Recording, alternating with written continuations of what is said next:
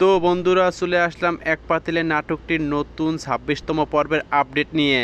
তো বন্ধুরা দেখা যাবে ২৬তম পর্বে এদিকে তার ফুপু চলে আসছে তাদের বাড়িতে সম্পত্তির জন্য এবং তার মেয়ে বুন্দির স্বামীর অধিকার দিতে তার বাবার বাড়ি চলে আসছে। এই খবরটি হতাশ হাবিব শুনে গলায় রশি দিতে যাচ্ছে, তার ছোট ভাই বদির দেখে ফেলছে, তখন বলে ভাইয়াটা তুমি কি করতে আছো? এই কথাটি শুনে হতাশ হাবিব ফোন করে তার বড় ভাই কামালকে। কামালের কাছ থেকে পরামর্শ নিয়েছে, বোকা থাম, এখন তোর তো কাবিন হয় না, কাবিন নামা তুই দেখতে যাবি। এদিকে তো বরিশাল থেকে চলে আসছে রবি তার মামাতো বোনের টানে। এদিকে রবি যে তার মামাতো বোন বন্দির প্রেমে হাবুডুবু খাচ্ছে। বন্ধুরা তাহলে আমাকে কমেন্টস করে জানাবেন আপনারা যে বন্দির সাথে বিয়ে হবে কার, হতাশ হাবিবের সাথে না তার মামাতো ভাই রবির সাথে?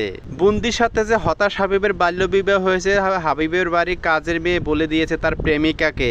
এদিকে নাহার আসছে নদীর পাড়ে একটু ঘোরাঘুরি করতে, তাকে দেখে তার বিয়াই মঞ্জিল গান শুরু করছে যে তুমি ডুব দিও না জলের কন্যা, এই গানটি। তখন এই গানটি শোনার সাথে সাথে নাহার তার বিয়াই মঞ্জিলকে লাঠি নিয়ে ধাওয়া করলো।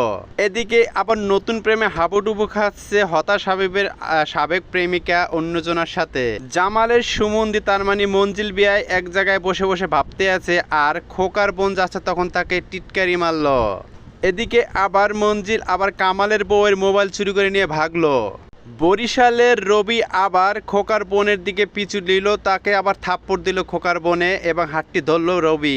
এদিকে তো বরিশালের রবি হচ্ছে খোকার চেয়ে বড় পকেট মাঠ।